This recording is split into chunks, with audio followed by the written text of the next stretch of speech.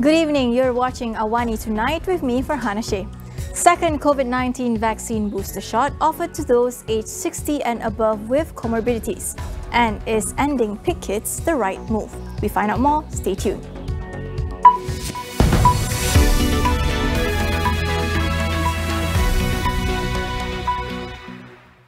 The AMNO Supreme Council has unanimously decided to field their Vice President, Datuk Seri Ismail Sabri Yaakob, as their Prime Minister candidate for the next general elections. Party Secretary General Datuk Seri Ahmad Maslan said the matter was decided in a meeting earlier today. Other than that, he added that the Supreme Council has decided against extending the current MOU with Pakatan Harapan, slated to end this 31st July. In a statement, Ahmad also said that the tabling of the anti-party hopping law must be continued and supported.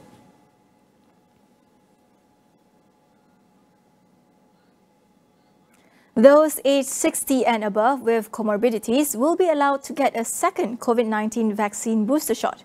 Health Minister Khairi Jamaluddin said that this would be given 4 to 6 months after their first booster shot. Saya nak tegaskan ya, ini tidak wajib, ini pilihan kepada mereka. Ini pilihan kepada individu 60 tahun ke atas yang mempunyai komorbiditi berisiko tinggi can go for their second booster shot. Ya, dan kita akan umumkan bagaimana nak buat temu janji dan sebagainya. Ya, ini option kepada mereka. Those aged 60 and above without comorbidities may also get their second booster shot, provided that the matter has been discussed with their healthcare practitioner. COVID-19 booster dose will also be offered to high-risk adolescents aged between 12 to 17 years old. He also said travellers who need to fulfill their host country's vaccination requirement will be allowed to receive their second booster shot, and it can be taken at least 1 month after the first booster. Khairi emphasised that the decision to opt for the second booster will not affect the individual's fully vaccinated status. Only the Pfizer Comirnaty vaccine will be offered as a second booster dose for now. Khairi also assured the public that contact tracing via MySejahtera application is still relevant.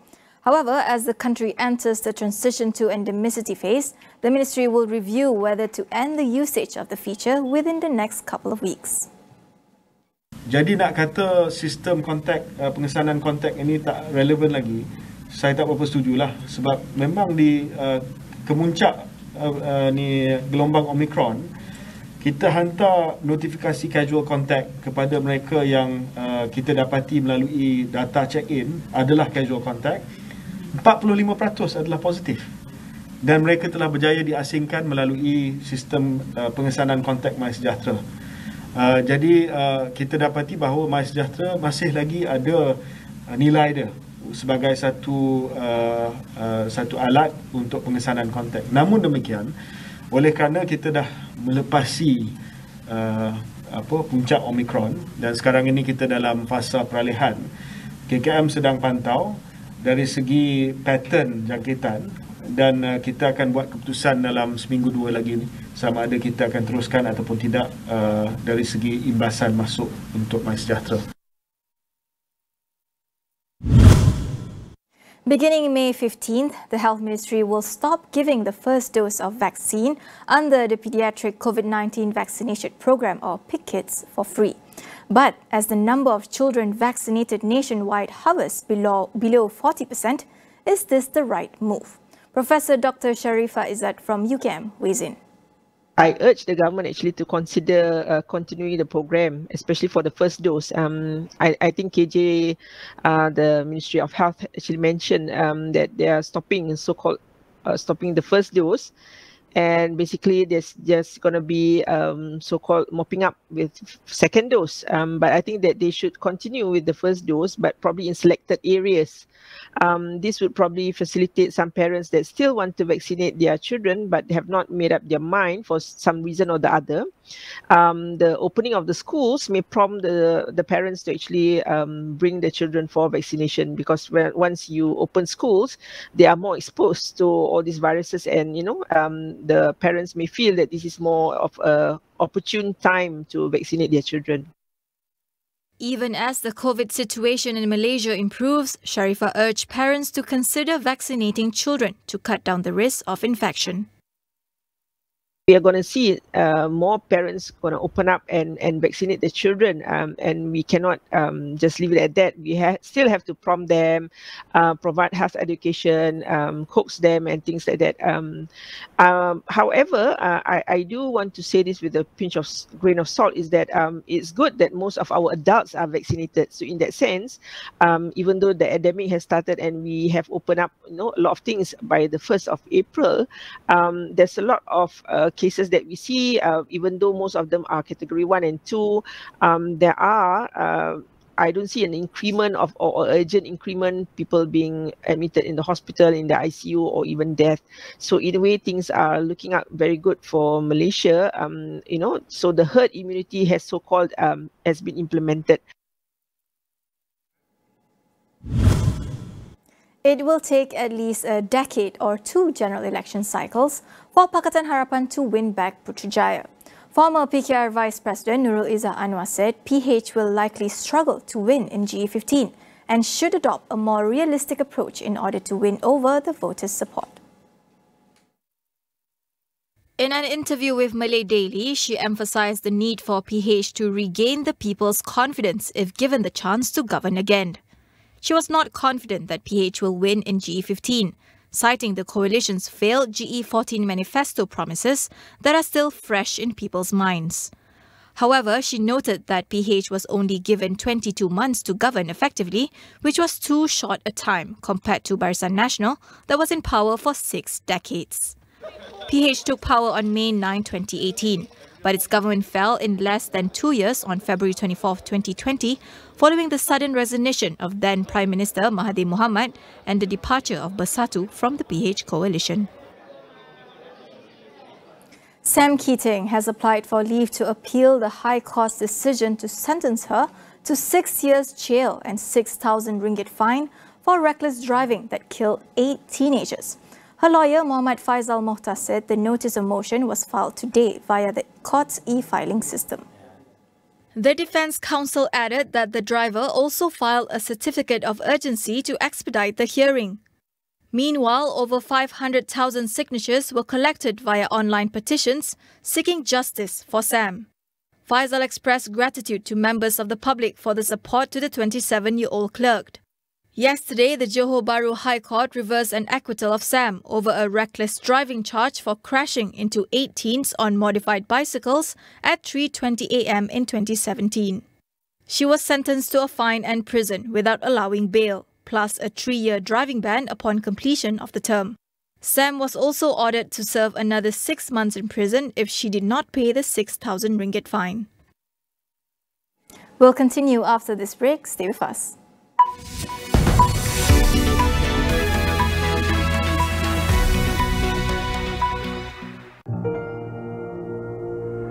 Wouldn't it be awesome to make sure that no more populations go extinct? We know the heat has been turned up, and we're acting on behalf of all species around the world.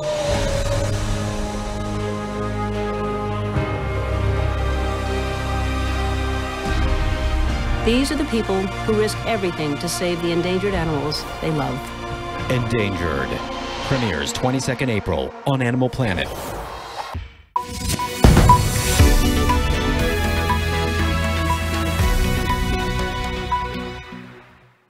Welcome back. Elon Musk has offered to buy Twitter for about $41 billion, just days after rejecting a seat on the social media company's board.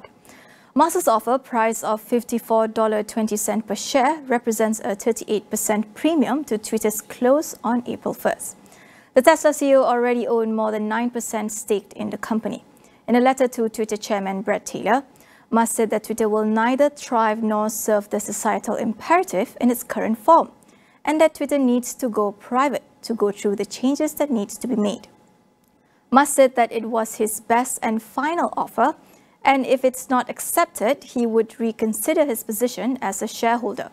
Musk can afford a takeover of Twitter. He is currently worth about $260 billion, compared with Twitter's market valuation of about $37 billion.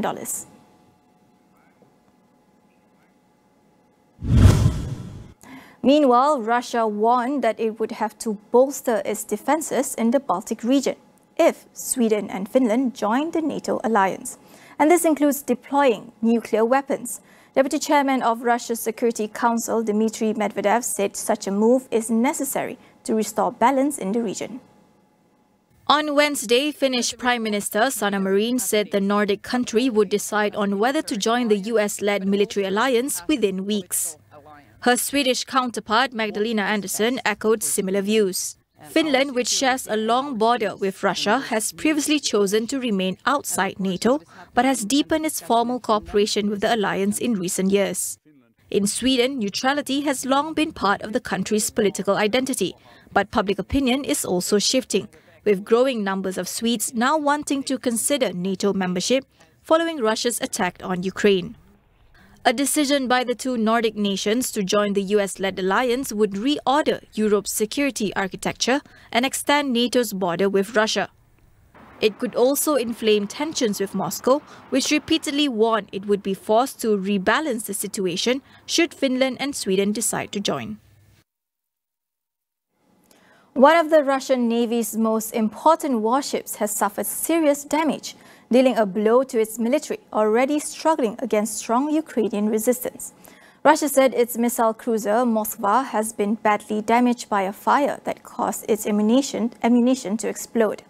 But hours earlier, Ukrainian officials claimed the ship was hit by two of its missiles. The 186 meters long warship, with a crew of almost 500, is the pride of the Russian naval fleet in the Black Sea. Whatever the reason for the fire, analysts say it strikes hard at the heart of the military as well as national pride. Russia did not disclose the cause of the fire, only to say that its entire crew had been evacuated.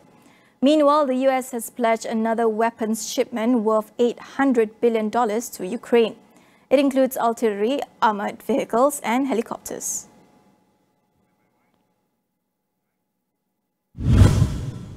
With Selangor seeing an increase of 90,000 new voters monthly due to automatic registrations, is this the right time to talk about redelineation? Tonight on Consider This, we speak to our guests about the issues concerning this. That's coming up. That's all we have for you on AWANI tonight. Do tune in to a refreshed Tamil satirical news program. Catch Satirical Daily at 8:30 p.m. only on Astro Vinmin and Vanable Channel 201 and 202. My name is Farhana Sheikh. Have a great evening. தகவல் உலகத்திற்கு அரை மணி நேரம். நேற்று நிகழ்ந்தவை, இன்று நிகழ்பவை, நாளை நிகழக்கூடியவை எல்லாவற்றையும் நீங்கள் அறிந்து கொள்ள உடனடி